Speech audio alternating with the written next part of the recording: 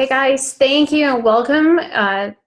Thanks for hopping on with us tonight. We have a special team call for you guys. We actually have Darin Olien joining us tonight. As many of you know, he is the co-creator of Shakeology. He's also the author of Superlife, which I know many of you as coaches own and have read. But Darin, thank you for joining us. And we have I see already 35 coaches on and probably a few more since it's just 8 o'clock, but ready to learn from you. So Nice. I'm going to let you take it over. Sure. Well, that's the power of recording. We can record it and people can listen to it Perfect. anytime. So hey, everyone. Thank you. I love talking about all things health and superfoods and certainly Shakeology. I'll just go down the list here. First question was, what got you started as a superfood hunter? Good question.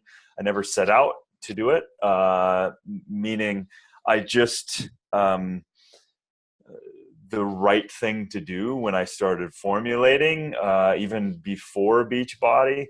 I come from kind of the Midwest, small town of Minnesota. My father was an agricultural professor at the University of Minnesota. So the point is that I come from farmers.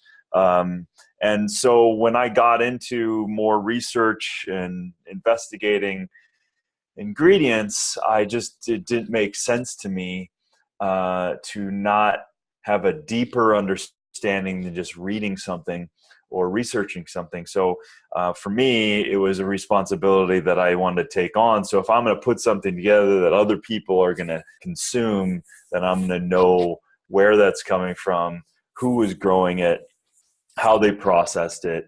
And luckily, Carl promised Isabel and I that those systems of support would be there when we first started, because no one knew this very high level formulation was going to be successful.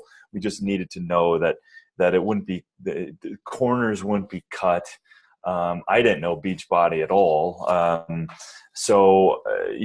2006, I was just like, oh, wow, I really believe these people.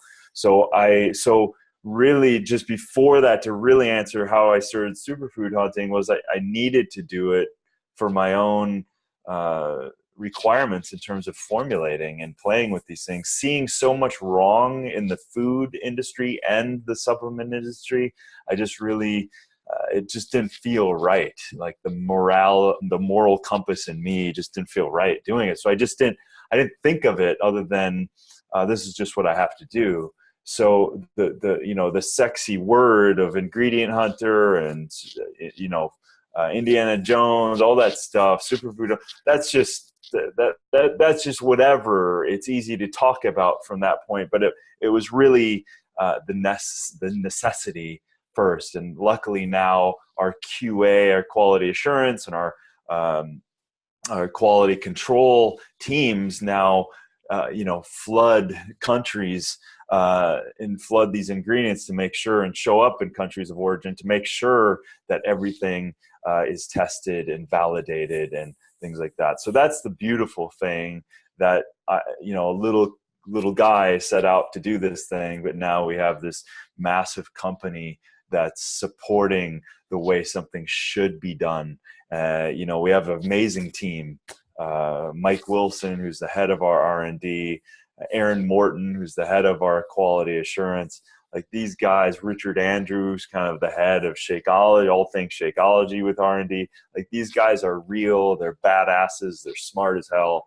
And it just really feels good knowing these guys are kicking ass and following through and getting a safe product and a powerful product. So where kind of the next part of that question, I won't go too far. If everyone read the book, or most of you have, then my wellness came by way of, being a very small infant.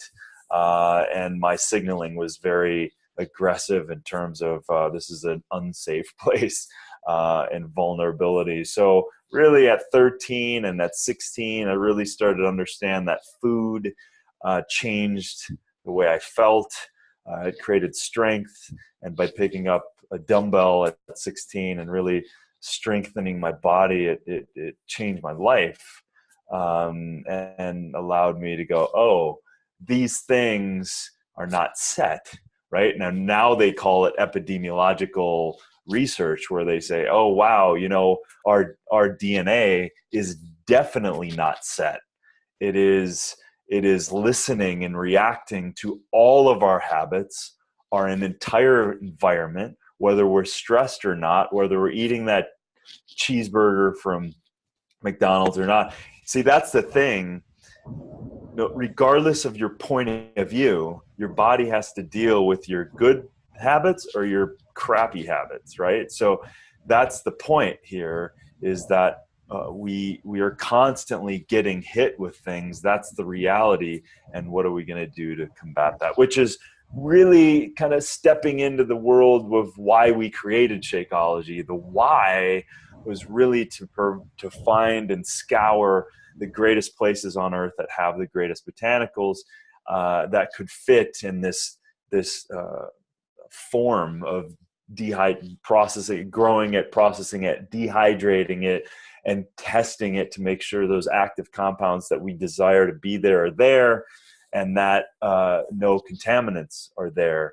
That's the really important thing. We can't put all botanicals or any botanical or any fruit or whatever. We can't put it in Shakeology because some just won't last in that form. But we did scour the greatest places and found some of the greatest botanicals in the world and allow them to go into Shakeology. That's the why of Shakeology, to provide that missing link for people.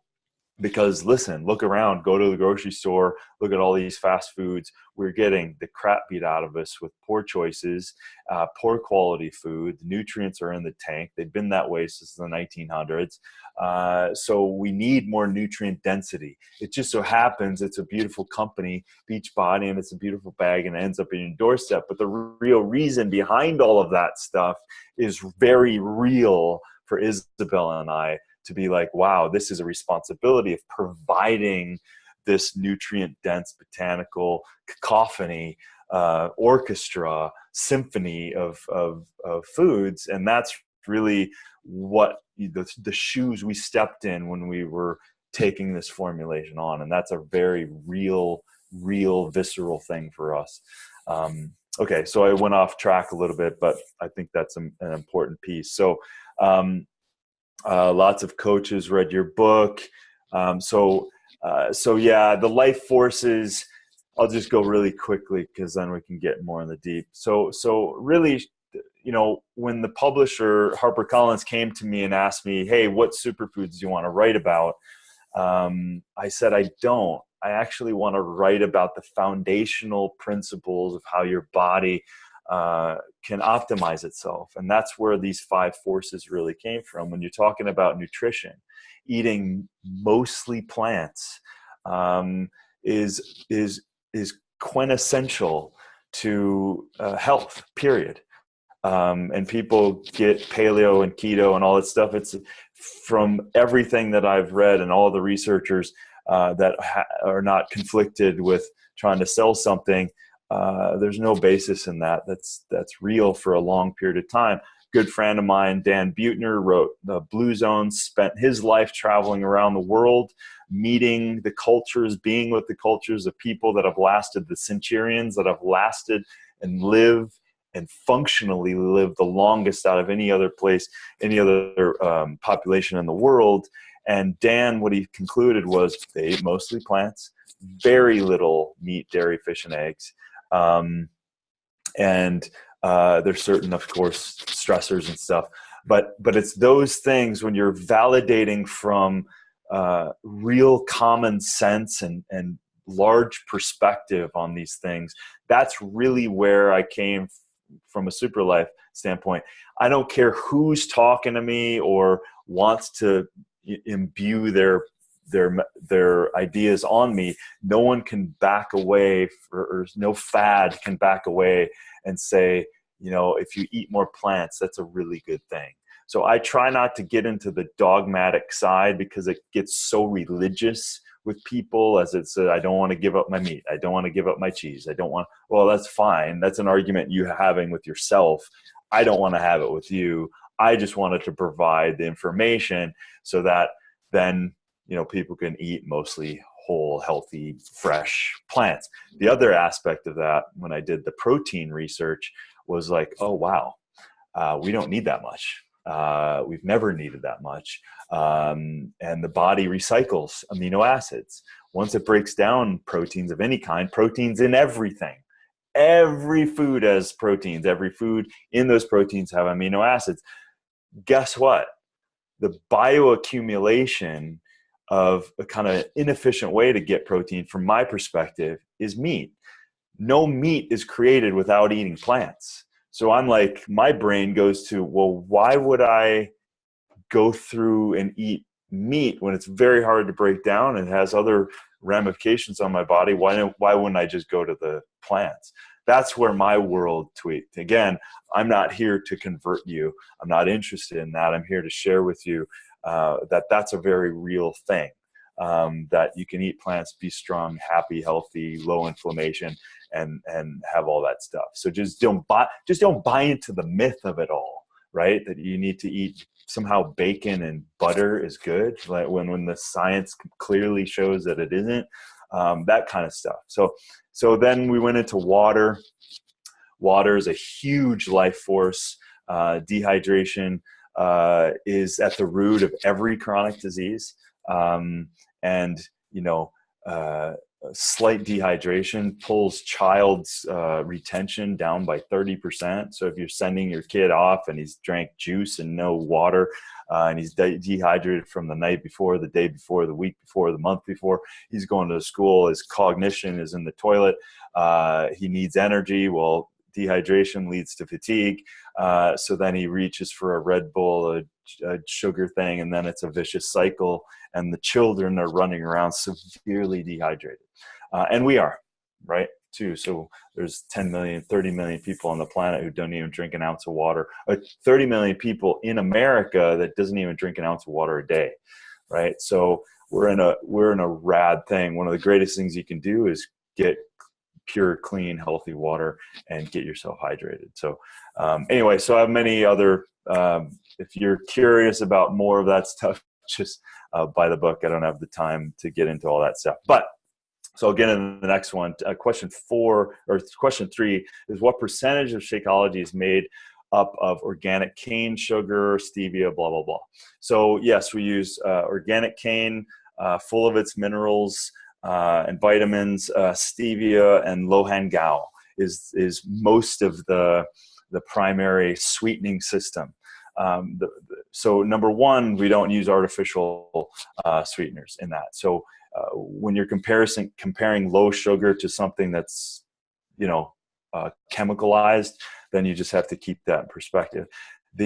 So basically, without the percentage, because I haven't calculated the percentage, so we've added, so it's 5 grams of organic cane sugar. The rest comes from naturally occurring fruits and vegetables that are part of the formulation, and it gets 7 grams. 7 grams in the total of a formulation is so bloody low, and this is where you have to look at the glycemic index. This is the impact that it has on your blood sugar in your body. So our glycemic index throughout all flavors is between 29 and 37. So all of our flavors are considered low, super low on the glycemic index. That's the actual insulin blood sugar response rate. The other side of it, so it's very low. So that's what you have to look at. Don't get into this dogmatic fear of sugar and sugar alone is killing all of us. Yeah, if you're slamming, you have one drink of a Coca-Cola or a soda, and you're getting more chemicals than your body can deal with, and you're getting more sugar than even in Shakeology. So let's keep that in perspective. Plus, with the soluble, insoluble fibers, that's helping to mitigate, slowly burn that sugar into the body. So let's just keep that. If you want to read, if you want to blow your mind, here's some homework. Go start watching some videos, or check out Dr. Doug McDougall. And he will blow your mind in terms of carbohydrates, because carbohydrates actually are the primary fuel system of all of those same cultures that in blue zones and blah, blah, blah. And he will just blow your mind in all of that stuff. So we have this weird keto, paleo world that is somehow carb phobic. And yes, I agree. White sugar, poorly processed breads, all of that stuff. Of course, you're not going to get my argument. You're going to stay away from crappy food.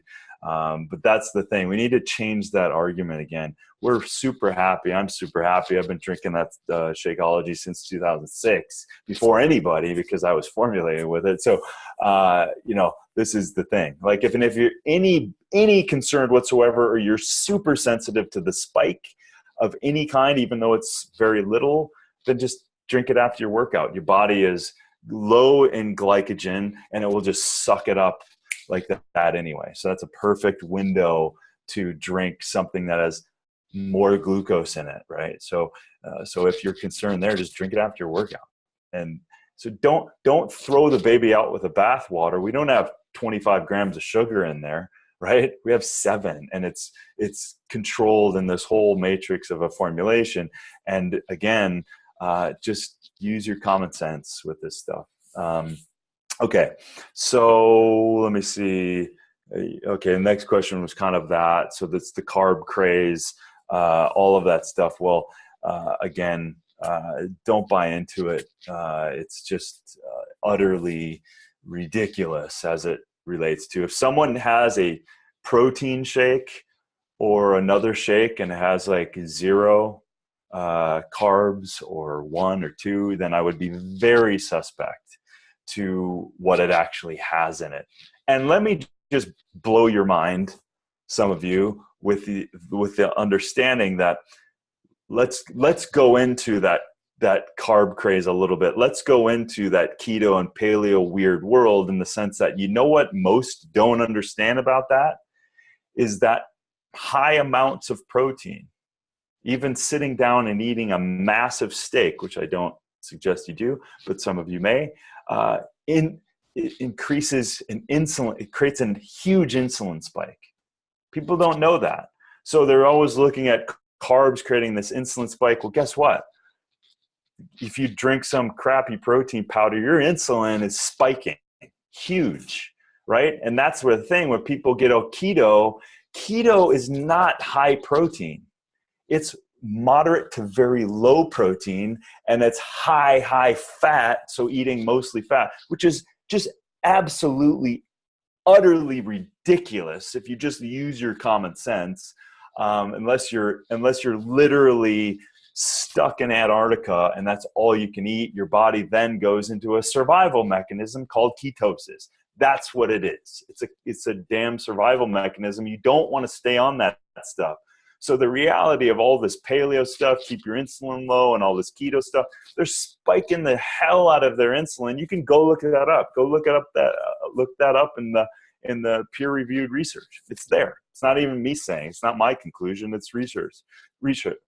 So there you go. That's a little bit of some of that nuts craze. So don't be afraid of, today. Like, I'm gonna get off this call. I'm going to have a bag of blueberries, a little bit of water, and dump my Shakeology. And that's going to be my dinner. Like, I've never counted sugar in my life. I've never counted all of that stuff. So let's check out Dr. McDougall, check out some of these guys, and you'll start, hopefully readdressing some of the fear concerns that people are blasting everywhere. Okay, so how are we doing at time? Good. Would Shakeology ever be moved towards being certified gluten-free? I hope so. The reason I say that is because oat protein technically isn't gluten, doesn't have gluten in it. However, from a legal perspective, if any other grain of any other thing ever were to dust itself on oat protein processes in any way, in any country, in any processing facility, even if it's 10,000 square feet away, from a legal perspective, we just cannot, no one will, I haven't seen anyone certify or an oat that is gluten-free. You may find little bits of bags of people that may have, but at our level, at the amount that we're using, we have not, the industry hasn't caught up to be able to do that. Therefore, we have to put, we can't make that claim as it relates to the organization that says it's gluten-free. All I can say, oat doesn't have gluten in it, but it's also a much, much bigger conversation. That's why these are great questions. They're just about, a day's worth of a lecture. So the bigger issue, and I think there's another question about, wasn't there? Oh, stomach issues. So I'm going to answer how do you combat people with you don't agree and have issues if they drink Shakeology? So I'm going to answer both questions. The gluten-free question, and people having sensitivities to drinking Shakeology, there legitimately people could drink Shakeology and the prebiotics and the probiotics and the fiber and all that stuff, and they haven't been used to doing that, and they could react without a doubt. Well, I could serve anything, I could make any product and someone's going to react to it. The problem now is, haven't you noticed that in the last 10 years, the incidence of food reactions have gone up by magnitudes, right? So haven't you noticed that you're more bloated? Haven't you noticed that you're sensitive to certain things? Haven't you noticed that your friends have IBS and colitis and all of this stuff? What the hell is going on? The problem when you react or you have inflammatory reactions in your digestive system is that if that's not addressed and you don't know that you're reacting, that could be reacting on micro level and you don't even know it, but you have inflammatory response in that digestive system. And then if you take take a food you haven't eaten or take whatever, if you have inflammation in that digestive system, and understand that there's one cell thick that from the small intestine into the bloodstream that these particles have to be broken down to and absorbed through.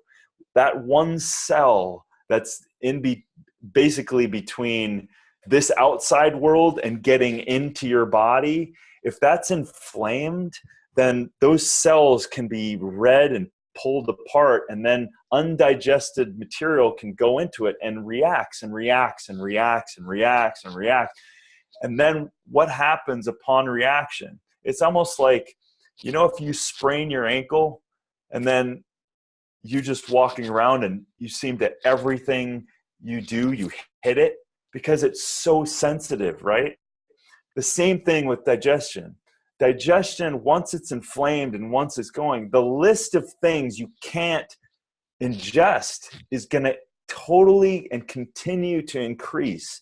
And it has less and less sometimes with the actual things you're ingesting, because it has more to do with the symptomology that's been building and the inflammatory response in the digestive system. That's not to say that there's legitimately people have food sensitivities and food allergies. That's real, and you can find that out through skin pricking in certain ways. But again, my focus here is to tell you that if you are having reactions to, I guarantee you, I would say 99.9% of the people who are reacting to Shakeology are also reacting to a whole bunch of other foods, or 3 other foods, or 2 other foods. You know what I mean? So the point is that that's a pointing to greater symptomology of what your body's trying to tell you. And I would say a regular doctor, I'm supposed to say right now, consult your doctor. And I am saying that, but don't consult a doctor that doesn't know what the hell they're talking about with nutrition, because they're just going to give you a medication that's going to acidify your body and cause you all kinds of problems. So find a doctor, a legitimate naturopath, a MD that has functional medicine training, so they can heal the gut symptoms again. So that's out of responsibility. That's what I'm telling you about when people are reacting. I would say it might be something a lot bigger for them. So as an advocate for health first, instead of just being a Beachbody coach, which is what I would recommend in your own thought process, that you're an advocate for health first and a Beachbody coach second, that you can say, hey, I heard this guy talk, or I've read a little thing and I've suffered myself. You might want to consider that you're reacting to other things. Because listen, if you help someone in that way and they take that on and heal themselves and then come back to you, you think you have a lifetime, coaching prospect at that point. You're damn right. And that could be a year, could be 6 months. But the point is, you're selflessly helped them out beyond trying to sell them something. So that's the approach I would take. I think it's a symptomology of something greater, and that's where you need to kind of lean on that stuff. And please, if someone's reacting in that way, the last thing you want to push on them is to keep drinking it and making them miserable. Here's a little asterisk, there is the potential, because of the prebiotics, the probiotics, and the fiber, that there could be a changing of the guard in terms of the probiotics and the microbiome in their digestive system. So I'm not ruling that out. And it could be, if it's not, a reaction that they're super uncomfortable with, then that may be something that's going on, and then that will mitigate itself over a little bit of time. So I just want to say that. So just because someone's reacting doesn't mean that they have, this full-blown IBS situation, but they very well could. But they still could be drinking Shakeology just by, they still could need a little time because of the beneficial bacteria and fiber and stuff like that. Okay. I think I've beaten that one up enough. Okay. How do you come? Okay, so I answered that one. If you drink vegan Shakeology, do you need to take a vitamin too? A vitamin and mineral, I assume. I don't know, because I'm not you. I wouldn't know what that is. It depends on how well you're eating.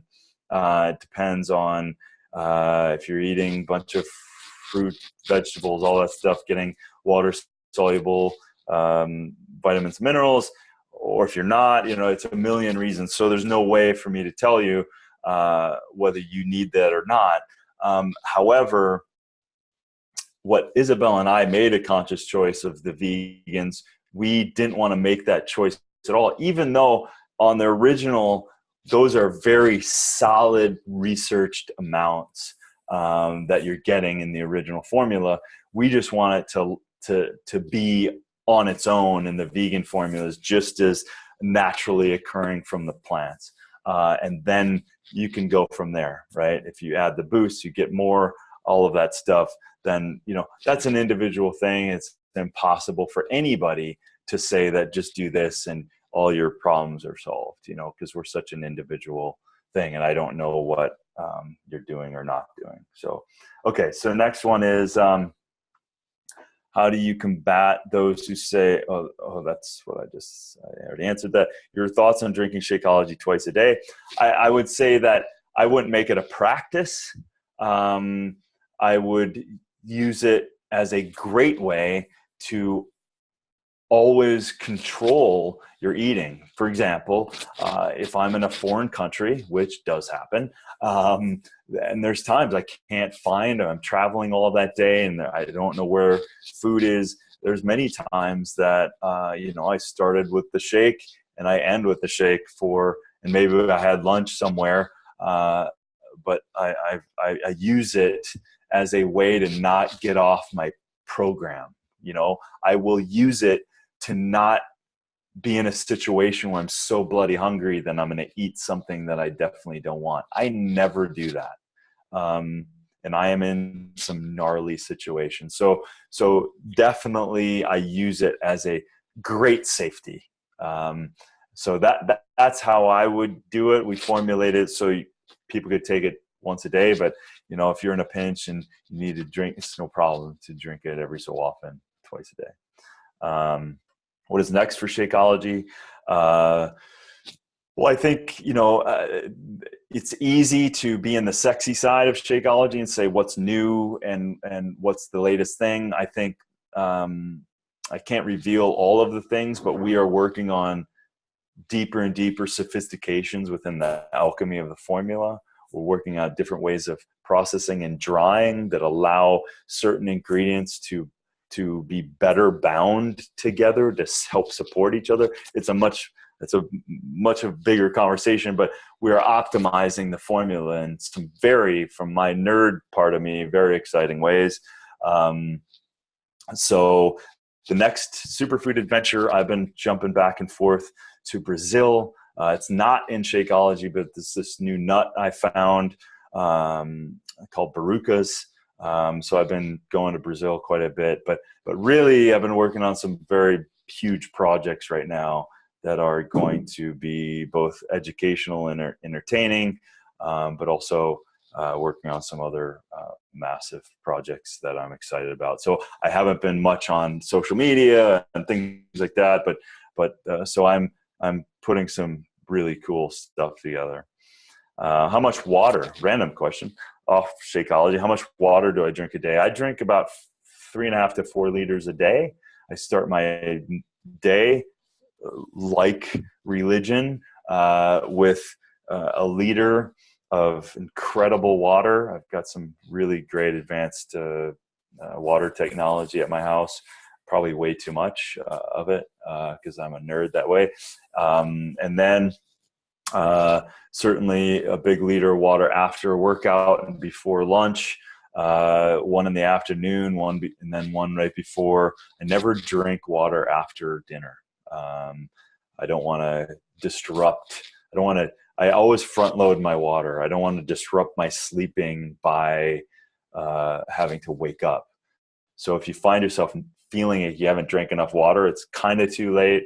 So you just want to front load yourself.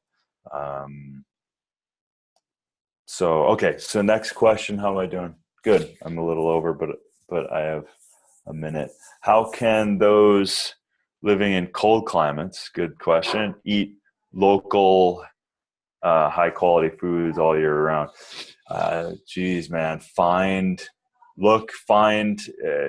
growers if you can. If you can't, listen, find frozen fruit and vegetables sometimes are awesome because organic, of course, because you have the part of harvesting those things, you have to wait until they're ready to be picked and then freeze. The issue with long transports of food is that they pick them early so that they have longer shelf lives in some situations. So, if you can't find someone that's growing or doing a greenhouse in colder climates, then go to the frozen, but also kind of be in line with the seasons. So as you move to that, tubers are fantastic in the summer. They're very nurturing, very grounding. So that's what we did in colder climates. I'm a Viking. I'm a fan of the Vikings, but I'm Nordic and I'm from Minnesota, and we did always eat potatoes and tubers and sweet potatoes and yams and all of that stuff. So honor the cycles too, and then get the rest organically frozen. So, well, those were fun questions. I hope that was beneficial. I think I talked fast enough. I love it. Thank you. You're so welcome. You're great. I have one other question. Sure. What do you do about bottled water? Like if you travel, because I know not all water is like bottled. Some of it's just crap. I could get better water probably out of my hose. Yeah. So I always wonder when I'm like stuck in the airport, TSA is taking my good water. What do I Yeah. do? Do you buy Yeah. Dasani or you like just go for the drinking fountain? Just Dasani, I would say never touch it with your lips. Right. Never. Dasani is horrible. It's tested really bad. So number one, no Dasani. Number two, stay away from the plastic bottles that are super soft because they have a lot of estrogens that they've bound to the plastic to make it super soft. So try to get harder plastic so they don't leach as much. We're all in that situation where we can't bring our water in, but I've tested Smart Water as my number one choice. Low total dissolved solids, pretty decent. Evian is fantastic that you can usually find. And Fiji is okay. Fiji was better, not quite as good, but Smart Water is my number one. Evian and then Fiji. You can pretty much find it at any airport. Perfect. I know a lot of us like end up traveling for summit or heading on the Success Club trip, and I think we're always in like that same boat where I'm like, great, what do I get? Because you read all about well, I know a lot of us have done like the ultimate reset, so you start to like learn about water alkalinity and it all makes a difference. Exactly. So. Oh, well, Big thank time. you. We have so many foodies on this team. I think everyone was just like lighting up. They love hearing you talk about food and Shakeology. Cool. So, Yeah, awesome. so It was my much. pleasure. I loved it. Yeah, you're welcome. Thanks, everyone. Thank you. Bye, guys. Good night. Thanks, Darin.